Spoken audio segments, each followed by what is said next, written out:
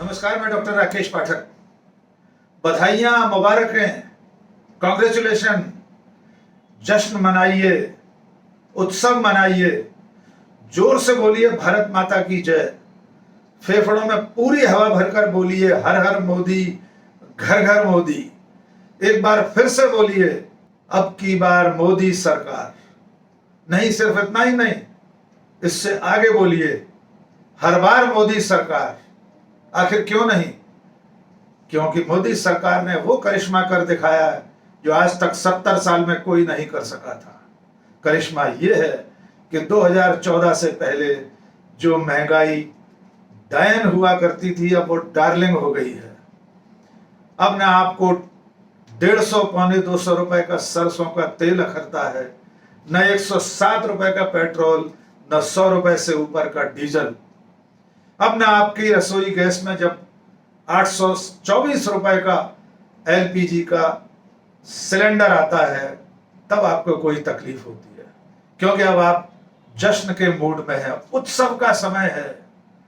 ये नरेंद्र मोदी सरकार का स्वर्ण काल है, जहां महंगाई डायन से डार्लिंग बन गई है, तो क्यों ना उसके साथ डांस किया जाए। आपको याद है ना कि 2014 से पहले महंगाई आपको कितना सालती थी, कितना तकलीफ पहुंचाती थी। आप 45 से 55 रुपए, 55 से 60 रुपए पेट्रोल होने पर सड़कों पर उतर आते थे, हाहाकार मचा देते थे। लेकिन करिश्मा हुआ कि मोदी सरकार आई और अब आपको 107 रुपए का पेट्रोल भी मीठा शहद जैसा लगने लगा है।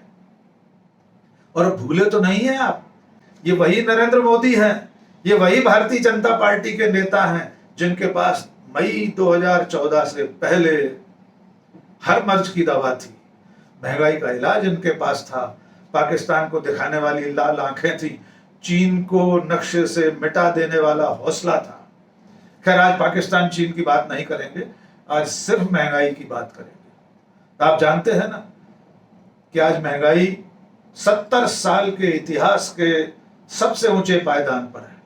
रुपए की कीमत गिरते गिरते वहां पहुंच गई है जहां नरेंद्र दामोदर दास मोदी जब गुजरात के मुख्यमंत्री थे तब प्रधानमंत्री की गरिमा और प्रतिष्ठा को गिरता हुआ देखते थे। लेकिन अब वे भूले से भी रुपए की कीमत की बात नहीं। आखिर 70 साल में 1 दर्जन से ज्यादा प्रधानमंत्री अनथक काम करके भी महंगाई को उस पायदान तक नहीं ले जा सके थे जहां नरेंद्र मोदी ने पहुंचा दिया है। क्योंकि 18-18 घंटे काम करने वाला कोई प्रधानमंत्री इससे पहले भारत के भाग्य में नहीं लिखा था।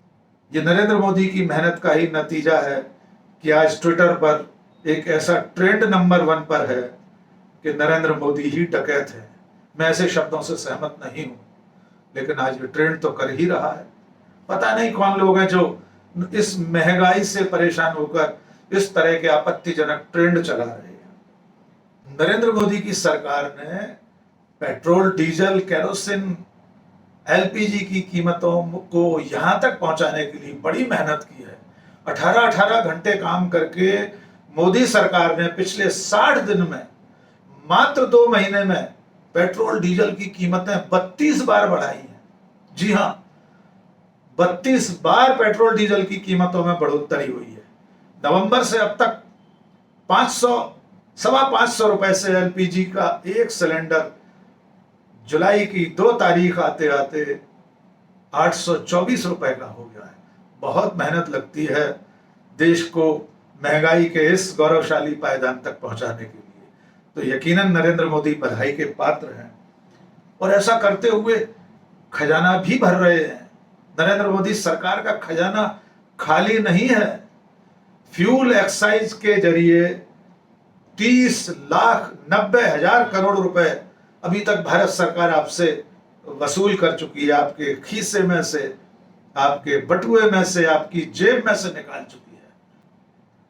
लेकिन यह सारी बात उन सब ब्रह्म वाक्य को सुने बिना अधूरी रहेगी जो 2014 से पहले भारतीय जनता पार्टी के नेता, खुद नरेंद्र मोदी, उनके संगी साथी अपने श्रीमुख से उवाचते थे।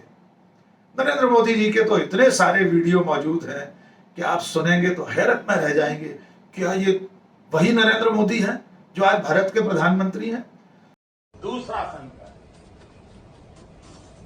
इन्हीं के कालखंड में महंगाई कहां से कहां पहुंच गई। एक तरफ जीडीपी का गिरना, दूसरी तरफ इन्फ्लेशन का बढ़ना। महंगाई बढ़े और वो भी किस हालात से बढ़े, और उसमें भी दिल्ली की सरकार हर बार नई तारीख देती रहे। भाइयों बहनों, अब तो एक साल से महंगाई के विषय पर बोलना ही बंद कर दिया है। उन्हें चिंता नहीं है और उन्होंने वादा किया था 100 दिन में महंगाई कम करेंगे। आदरणीय प्रधानमंत्री जी, आप महंगाई कम कर पाओ या न कर पाओ, कम से कम अटल बिहारी वाजपेयी जहां छोड़ के गए थे वहां तो ला करके रख दो। जो महंगाई को लेकर, कीमतों को लेकर कैसी कैसी आसमानी सुल्तानी बातें करते थे। बतौर नजीर मुख्तार अब्बास नकवी का एक बयान सुन लीजिए। नकवी साहब के पास 2014 से पहले महंगाई पर काबू पाने का उपाय था, उनके पास इलाज था। उन्होंने बहुत साफ कहा था कि बस नरेंद्र मोदी की सरकार बन जाने दीजिए, 1 महीने में तेल कंपनियों वाले और महंगाई माफिया जेल में होंगे। लीजिए, सुन लीजिए। है वो सरकार ये कहती है कि हम तो कुछ नहीं कर सकते, ये तेल कंपनियां काम करेंगे। अरे ऐसी कौन सी सरकार है जो तेल कंपनियों और महंगाई माफियाओं को रेगुलेट नहीं कर सकती? भारतीय जनता पार्टी की नरेंद्र मोदी जी के नेतृत्व में सरकार आने दीजिए, 1 महीने के अंदर महंगाई माफिया जेल में होंगे। और अब क्या हालत है? अब पेट्रोलियम मंत्री धर्मेंद्र प्रधान एक अद्भुत तर्क लेकर आए हैं। फरवरी में वे कह रहे थे कि सर्दी बढ़ गई है, मौसम की वजह से एलपीजी की कीमतें बढ़ रही हैं, जैसे जैसे मौसम गर्म होगा कीमतें कम होती जाएंगी। एक मंत्री हैं महेश शर्मा, वे ज्ञान बांट रहे हैं कि कांग्रेस सरकार की वजह से कीमतों में वृद्धि हो रही है। जो भी भाव बढ़ रहे हैं, चाहे वो किसी भी चीज के हों, उसके लिए कांग्रेस जिम्मेदार है। ये कांग्रेस सरकार की देन है। जब इन्होंने इसके प्राइस को अंतर्राष्ट्रीय प्राइस इंडेक्स से लिंक किया था, तो वह दर अब किसी सरकार या किसी मंत्री के हाथ में नहीं है। एक व्यवस्था जो कांग्रेस सरकार की बनाई हुई थी, उसी के तहत आज इसके दर बढ़ रहे हैं।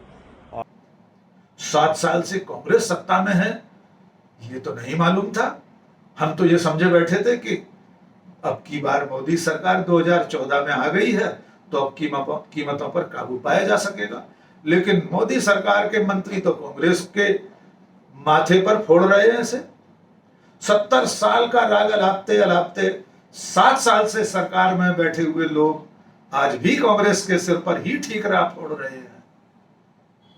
लेकिन मनोरंजन में कोई कमी नहीं है। मनोरंजन का जब दिल करे आप उनके पिछले बयानों को जरूर सुनिए। और हां, महंगाई के खिलाफ कुछ नहीं बोलिएगा, क्योंकि अब 2014 के बाद बदले हुए निजाम में, बदले हुए संविधान में महंगाई की बात करना देशद्रोही होना है। आप या तो टुकड़े टुकड़े गैंग के कहलाएंगे, या वामपंथी कहलाएंगे, या पाकिस्तान परस्त कहलाएंगे, या चीन के हिमायती कहलाएंगे। तो भूले से भी महंगाई की बात मत कीजिए।